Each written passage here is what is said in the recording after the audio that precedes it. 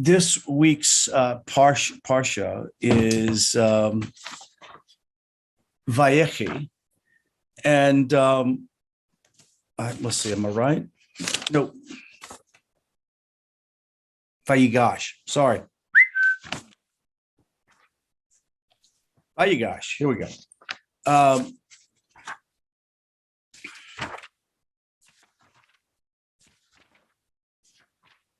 I didn't study for the wrong thing. I just had my book open to the wrong page.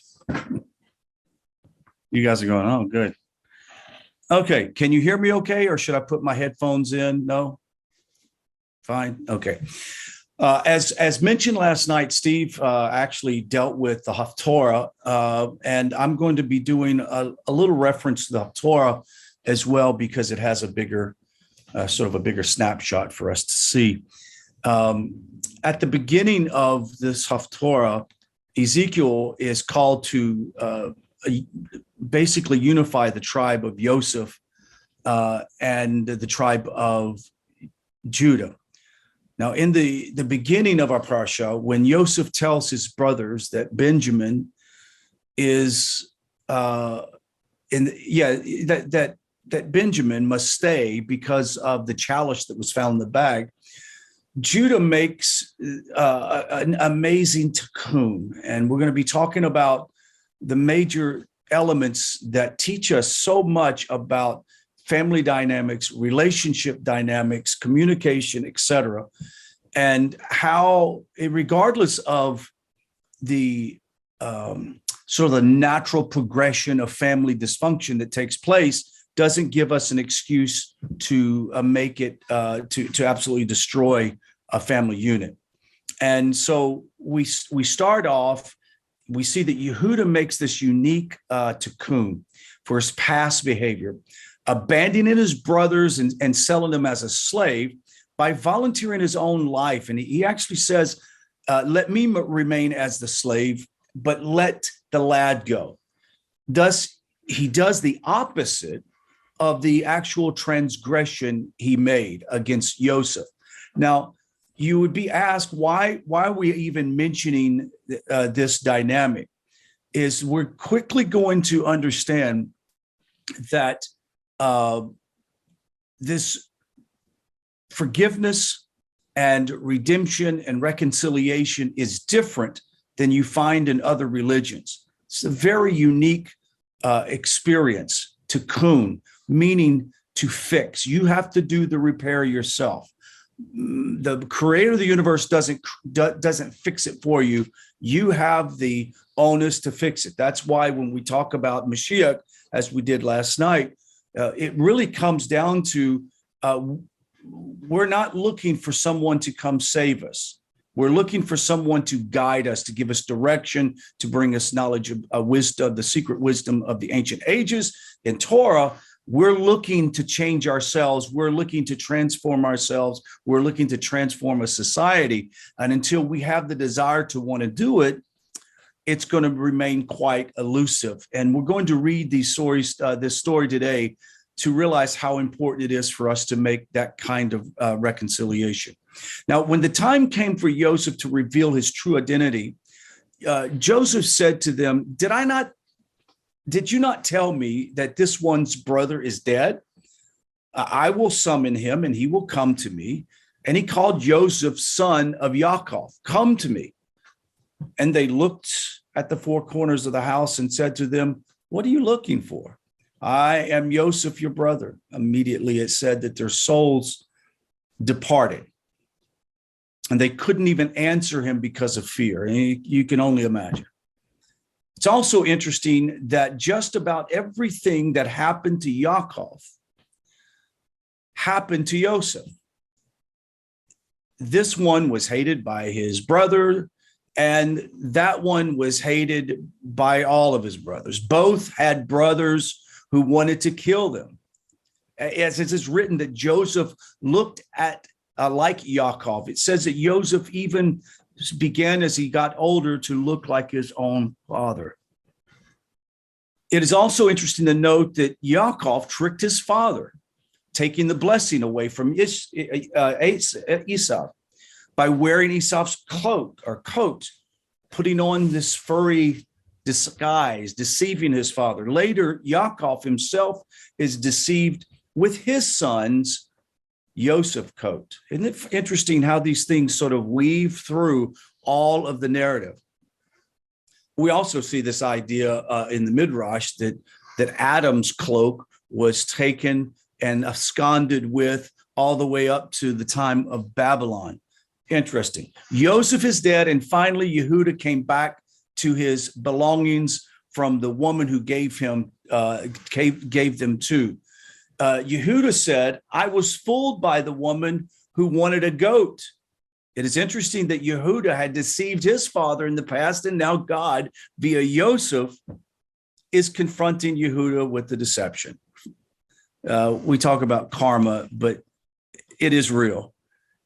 Sefer Hayitzer says that when Yaakov's son returned from Egypt, he wanted to inform Yaakov that Yosef was alive and the ruler of Egypt, but they were afraid that their father would die, would just have a stroke and die of shock. But from hearing this, they had searched. It said that they had searched for the daughter of Asher, played music for Yaakov, and sang to Yosef, according to the Midrash, that told me Yosef lives and shall not taste death, sort of serenaded Yaakov. Sarah was one of those who left Egypt, entered the Holy Land, and lived until the time of King David. She was a wise woman who turned Sheva ben Becheri, over to Job. She also did not die, but entered into heaven alive. After seeing Yehuda convince his brothers to sell Yosef, held Joseph's blood-soaked coat or stripped coat in front of his father and said to him, do you recognize this coat? This appears to be his coat. This Yehuda, one might think that he would be the last person from whom God would choose the Messiah to come from. But Mashiach precisely comes from Yehuda. But we understand why in the end, Yehuda does the opposite of his sin against Joseph and his brothers. His own life, instead of hanging over Benjamin to Joseph, or handing over Benjamin to Joseph, not only this, but Yehuda declared to challenge Joseph himself, who was the viceroy of Egypt, the second most powerful man to the world. He took the opportunity to confront Joseph or to oppose Joseph to his peril. Could have very well meant his life. So too, to try to save his brother, he was willing to even lose his life. To act in such a way was a very dangerous venture. Yehuda went from being callous when he sold Joseph into captivity to a caring individual who was willing to give up his own life to protect his brother. Part of the redemptive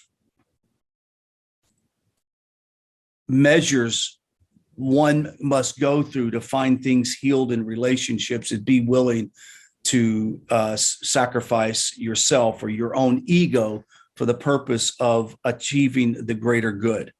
Now, of course, Yehuda at the time, Judah did not know that this was Joseph, his brother, but at the same time, this even proved more that Judah, his tshuva, his tikkun was genuine.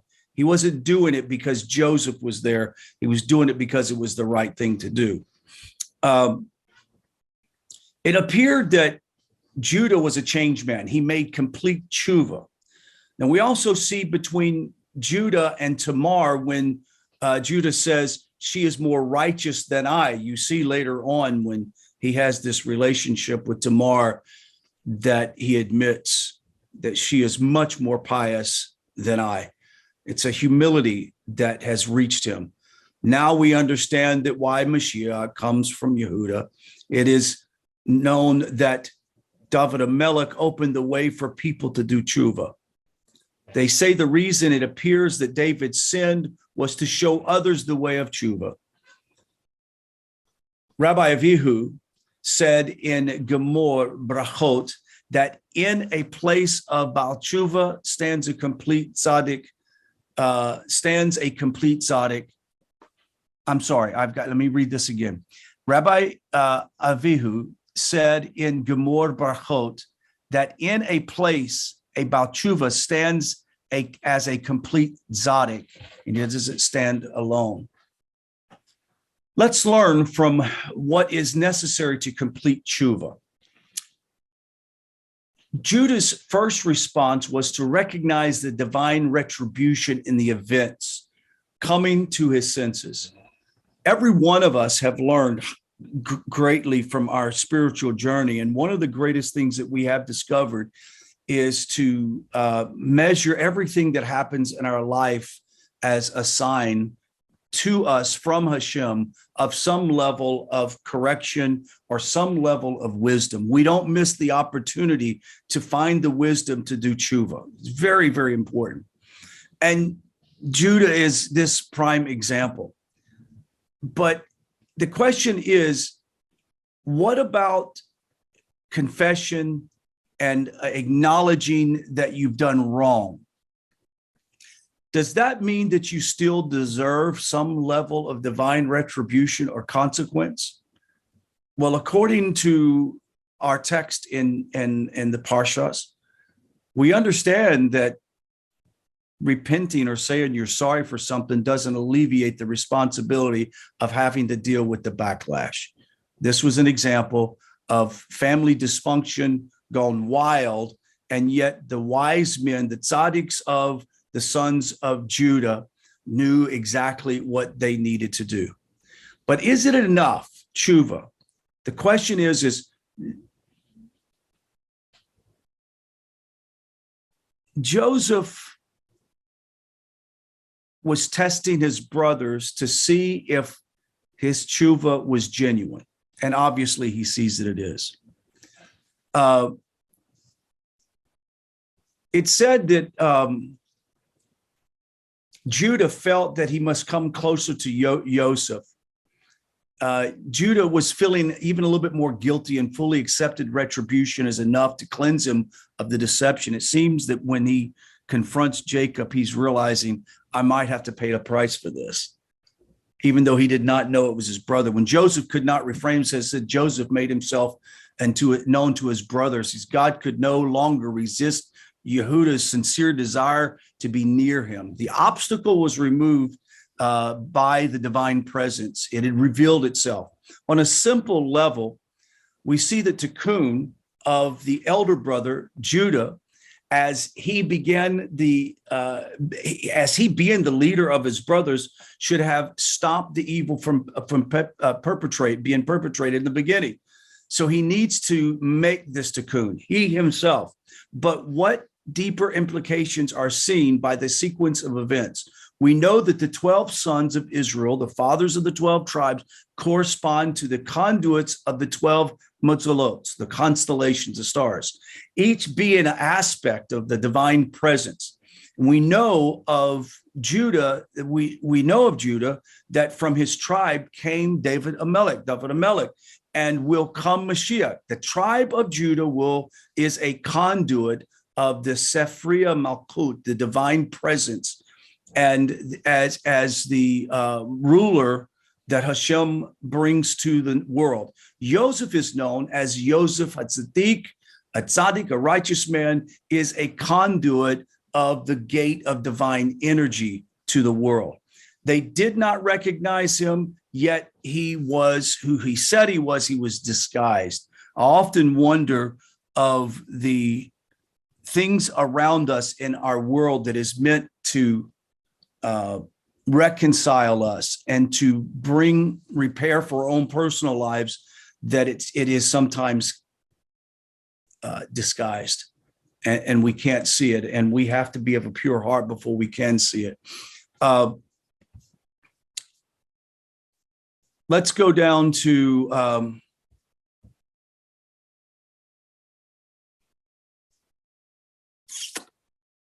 let me go down to this part here. The Parsha this week narrows this whole story down to some beautiful lessons. 1.1 of lessons that we learn is forgiveness and reconciliation. One of the main themes of this parsha is the process to forgive and reconcile between Joseph and his brothers, who had previously sold him to slavery. Now, Rashi notes that this is the key lesson for us all, that we must be willing to forgive others and seek reconciliation in order to maintain strong relationships. Now, someone has often posed this question to me and probably to you at one time is, do I have to reconcile with someone who refused to be reconciled with? Of course not. You can't force someone to reconcile with you. You can only sort of come to your lessons and move on. But the people that we find important to reconcile with has to do, and why I say it's important to do whatever you can to reconcile, is that the people that we need to reconcile to, if it's family, if it's people that have to do with your family's survival and your survival, then you should by all means do everything you can to reconcile and to forgive. If anything, if they are not capable of forgiving you and having a dialogue of reconciliation, then it's time for you to somehow reconcile that relationship isn't going to work. But forgiveness and reconciliation is important. Next, the importance of honesty. There can be no reconciliation and forgiveness without honesty. First, honesty to yourself, recognizing what you own in the process of the dysfunction. It says that Judah immediately, as soon as he saw the cup, said, don't keep the boy, keep me. He recognized that he needed to be honest with himself. He wasn't confessing to a crime, or he wasn't demonstrating his need to tikkun because he thought the viceroy was Joseph. He did it because he knew who his God was, and he knew he needed to take personal responsibility for it. So first, the onus of honesty comes upon those of us who need to do the tikkun, do the change. Well, the problem is you never can have full reconciliation and forgiveness without people being honest with themselves about what they need to change. And those of us who have discovered the power of personal change have discovered that it becomes so much more easier to see transformation and reconciliation of relationship when you take your responsibility. Don't expect it on somebody else. Next, very important, the power of your dreams. The story of Joseph and his brothers is closely tied to the interpretation of dreams. Now, Rashi emphasizes the importance of paying attention to and interpreting dreams as a way to understanding God's will. Now, in our postmodern era, with prophecy being at such a diminished level, I'm not sure that dreams today are as telling as they should be. And maybe later on I'll defer to Rabbi Avner to quote on that. I don't think that dreams should be completely discounted either. But remember, we're at a low level, okay? But dreams are important. Your goals and ambitions are important. Next is the role of divine providence. Sorry, my nose is running. The role of divine providence. Rashi also highlights the role of divine providence in the story of Joseph and his brothers. Despite their initial mistakes and wrongdoing, God ultimately uses their actions to bring about the greater good and to fulfill his plan for the importance of Abraham. One of the greatest lessons I've learned, and I was having this discussion with John Havener. I don't know if you guys know John, but he's a 20 or 30 year Noahide that lives down in Baytown. He has a drug rehab facility that he runs. And John, just an incredible mensch. And we were talking about how important it is to recognize the providence of God. And when I say providence, I say both good and bad. We just never want to ignore the fact that the things that happen to us has a purpose. And if it's bad, don't allow it to destroy you, but start looking at the purpose behind it. Finding the greater good, and that is important. Providence and recognizing the providence of God is a powerful emunah tool of our life, saying that, you know what, I'm in God's hands. I'm not concerned about my right or left. I'm concerned of what Hashem's going to do in my life, and I trust his divine providence. Last but not least, and I'll wrap it up with this, the importance of family. In Parshat Vayigash, it emphasizes the importance of family and the bonds of blood. Despite the initial contact between Joseph and his brothers, they ultimately were able to reconcile and come together as a family, united by their shared history and ancestry. Notice the last words of that. They come together as a family, united by what? Their shared history and ancestry. The problem with most family reconciliation is they're not willing to put down their own ego and focus on the most important thing, and that is their shared history and ancestry. They can't get over their ego. You did this to me. I can never forgive you for that. And therefore, their shared history and ancestry is flushed down the waste bin, and nothing ever comes with it. I remember when my father of blessed memory was getting to the point of his death. He was just probably about 4 months away. And my brother and I live in the same town. We live 10 minutes apart. And up to that point in my life, I was extremely busy. He was extremely busy. And honestly, we just never got together.